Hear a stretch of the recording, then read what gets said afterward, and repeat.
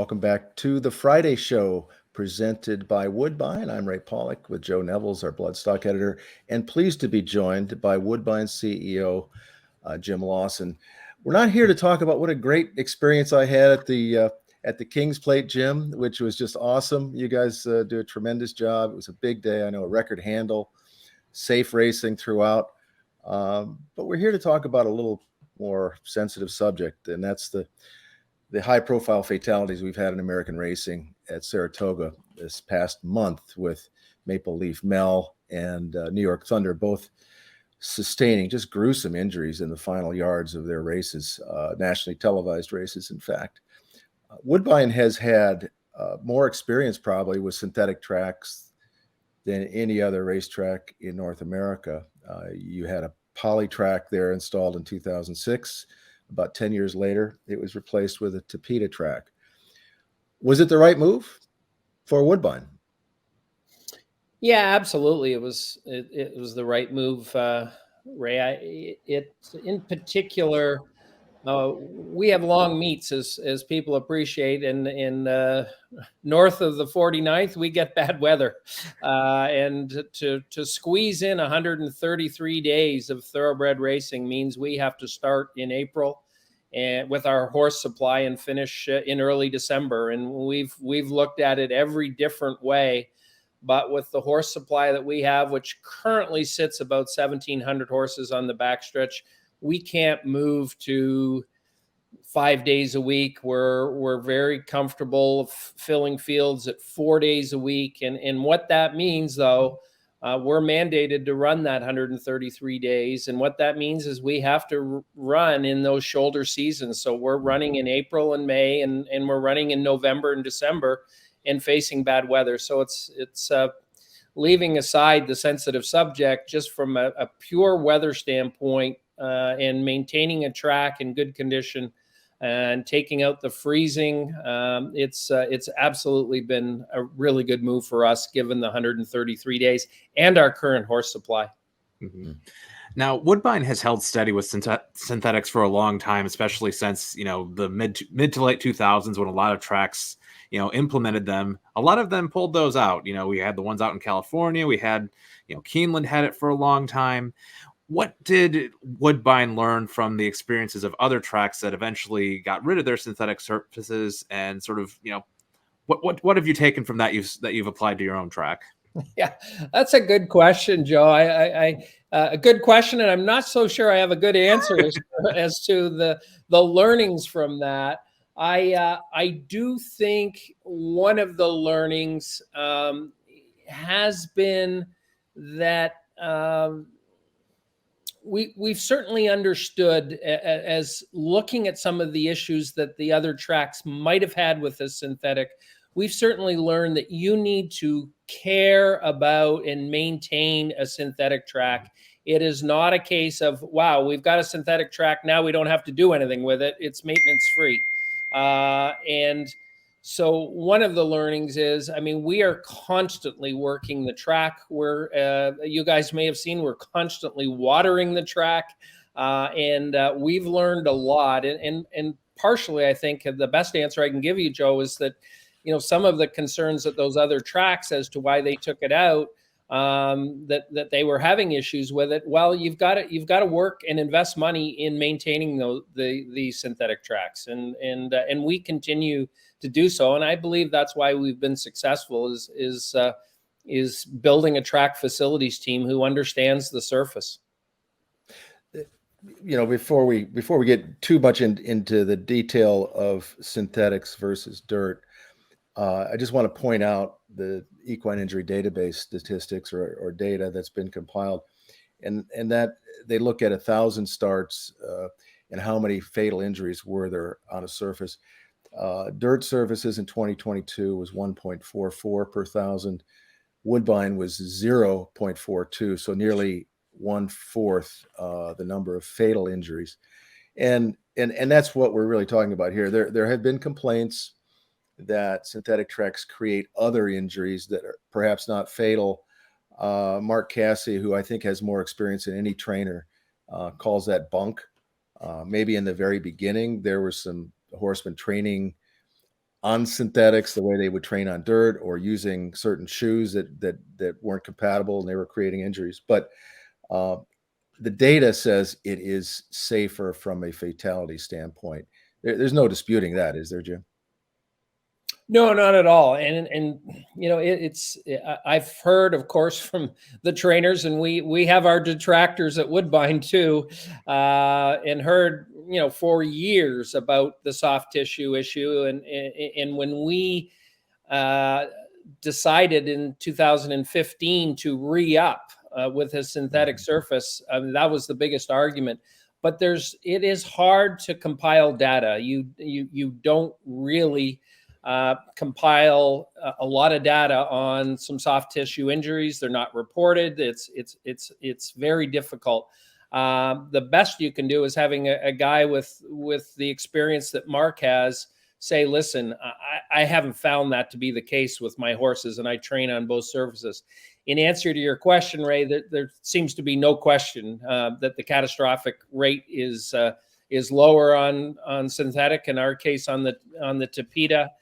And our workouts in preparation for this discussion, I looked at our workouts this year, and we have 2 fatalities in 14,000 recorded workouts this year on the main track. And so it's for real. The statistics tell the truth. Mm-hmm. Yeah, I was having a conversation with a trainer who said that for his personal experience, I mean, so much of this discussion is anecdotal, but aside from the deaths per thousand, which can't hardly argue with that. But he said that from his own experience, he experienced a similar number of injuries, fewer life-threatening, as we mentioned. But do you think that with horse racing's place in the public conversation enough right now, do you think that's going to be enough to say that we have the same number of injuries, but they're less fatal?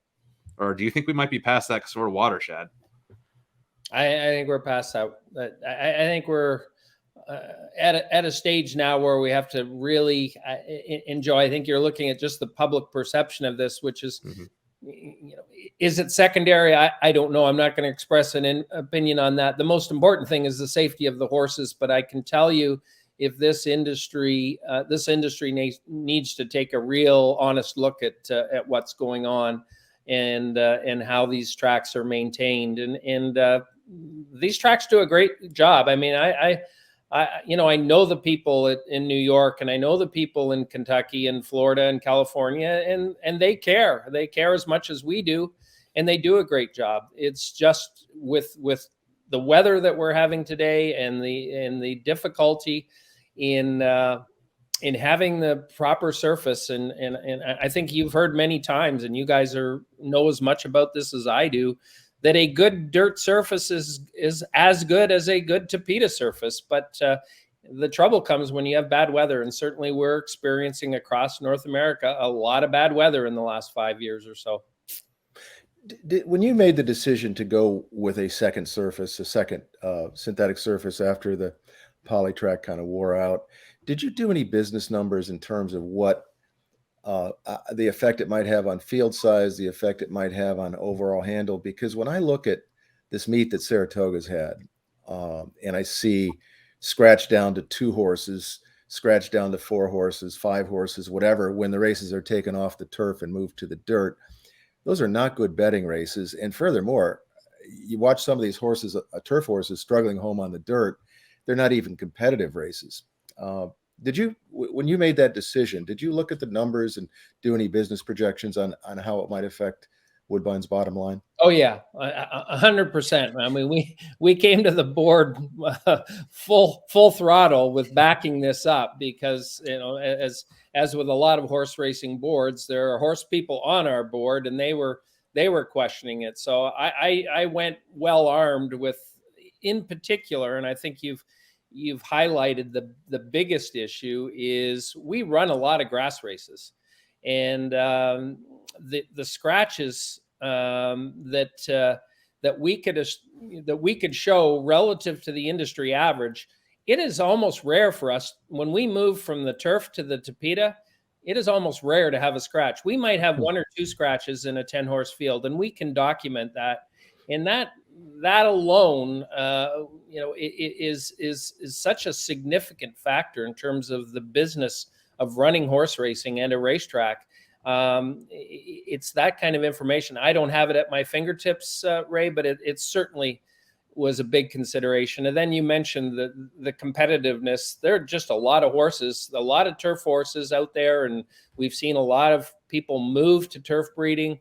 There's no question, and I think there's biological backup for why horses that run well on the turf also run well in the Tapeta. And a lot of those horses, if they're forced to run on the dirt, and forced in the sense that not everyone wants to scratch, that they're just not competitive on the dirt. And whereas they are competitive on the Tapeta for sure. Mm-hmm. Yeah, that kind of leads me into sort of my next line of thought. I saw recently a letter to the editor from Stephen Christ in the Thoroughbred Daily News about sort of defending dirt. And, I think he used an argument that Bob Baffert put out. Synthetic surfaces make great horses look mediocre, and mediocre horses look great. It seems like it kind of changes it seems like it kind of changes which horses, succeed, don't succeed. Do you see that as a potential issue for, horse players, for horsemen, kind of moving the bar as to what a good horse might be if more tracks sort of made synthetic their primary main track surface? Yeah, I'm not here pounding the table to get rid of dirt, but I don't buy a lot of that line of thinking. And we have a lot of experience with well-bred horses and good horses running on the Tapeta. I've just never seen a whole lot of evidence of good horses or mediocre horses running well in the Tapeta. I mean, even if you go down that road, for me, it's so what? I mean, what's the greater good here? And I don't accept it at all when I say so what. I think that the horses that we have a lot of well-bred horses, and I know this isn't exactly on his point. We have a lot of well-bred horses at Woodbine, and they're by the top sires, and they run equally as well on the Tapeta as on the dirt. And I just don't see it having a big change in the future of the game if more of the racetracks do decide, and I think a lot of them are thinking about it, moving to a Tapeta or synthetic surface in the future. So I just don't see it. You look at a horse like a sire like Munnings this year. I think he's the number two dirt sire, and he's number 3 Tapeta sire. I mean, you can go through and try and find the rationale for what people are saying, but I don't particularly see any evidence of that at Woodbine. I think I'm kind of on the same line of thought as you there. Like, it's the surface that's put in front of you is what determines a good horse. If you put a great turf horse on the dirt, you're not going to get the same horse, 9 times out of 10. And I think, if you move to synthetic, yes, you're going to change what a good horse is, what a good pedigree is a lot of the time, but you're still going to have great horses. We just have a different sort of set of boundaries now. Yeah. Yeah, absolutely. And some of the horses that are dirt horses or Tapeta horses that go onto the turf, it's not that they don't. I mean, this is another point. It's not that they don't like the turf. It's just there are some horses out there that absolutely love the turf and are stars on it. And it becomes. I don't think there are that many horses that don't like the Tapeta. There are a lot of horses that don't like the dirt. The horses generally love the turf or like the turf. Some of them aren't as good on it, but I think it's more a case of there's some absolute superstars on the turf. They relish it. They're bred for it.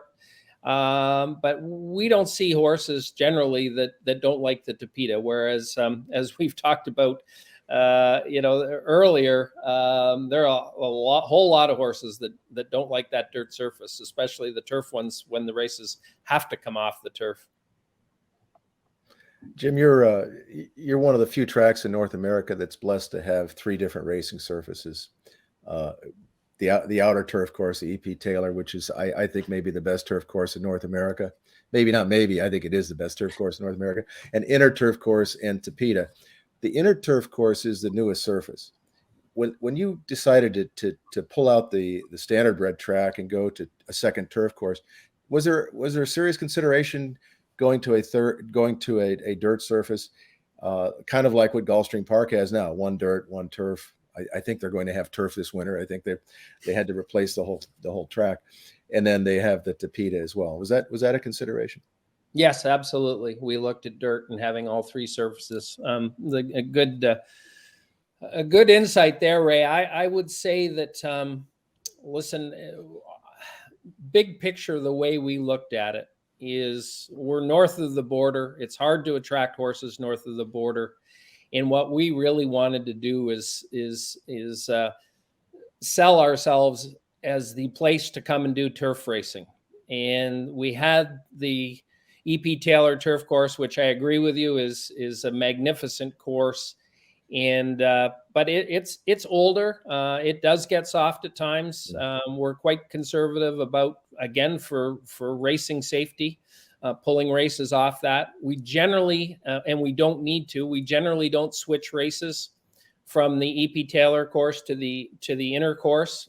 We go from the E.P. Taylor course for soft turf to the Tapeta. Having said that, our goal in putting in that second turf course was to say to particularly the American owners, hey, come up here. We're different. We've got two turf courses. We didn't see ourselves being able to distinguish ourselves by putting in a dirt course.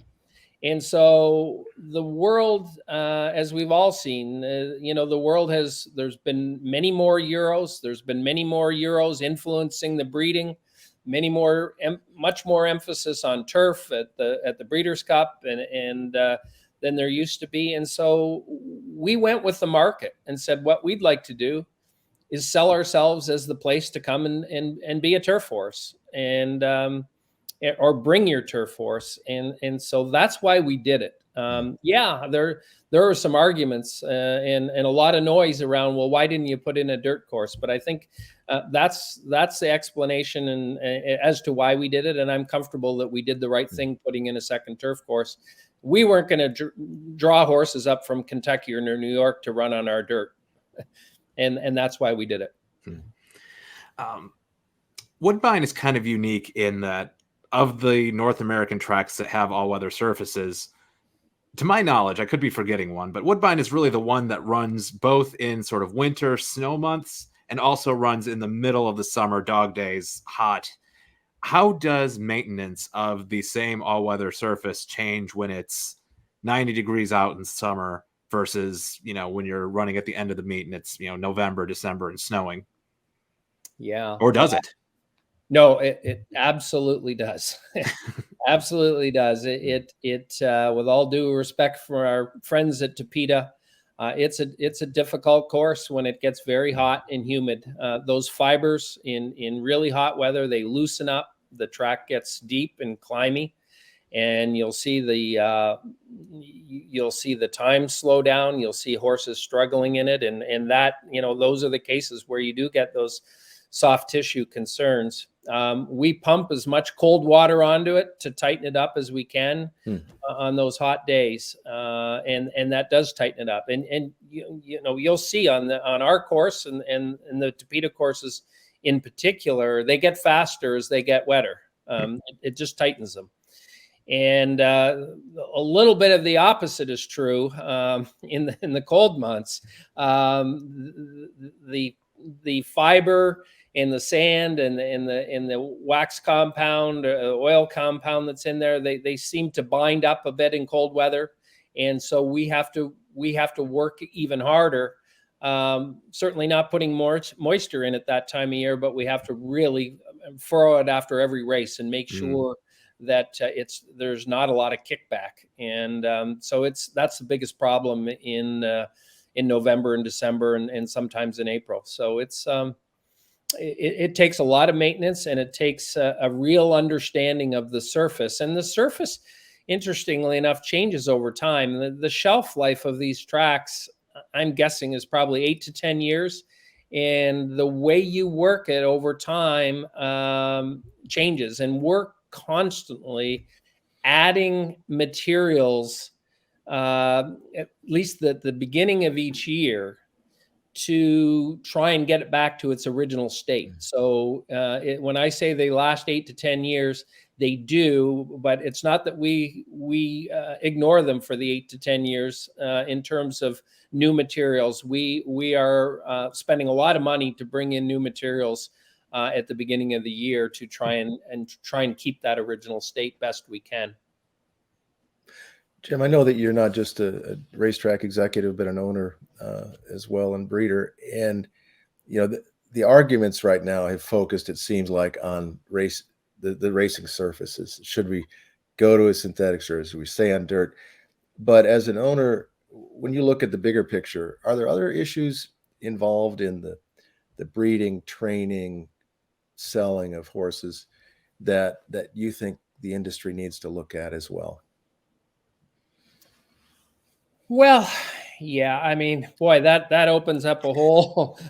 We could do another 20 minutes here, right? Keep it rolling. Keep it rolling. Where do we start with that one? Listen, again, there's no question that I think, first of all, that North America has moved towards turf. They've certainly moved towards speed. I mean, as from a breeding perspective, I, like everyone else, like to breed to those mile horses. I don't like to breed to a sprinter, and I don't like to breed to the classic horses. So, a horse like Into Mischief, the horses that I've bred to recently, I'm always looking for that speed combination. Bolt Doro, and so is everyone else. And so, has that impacted the breed over time?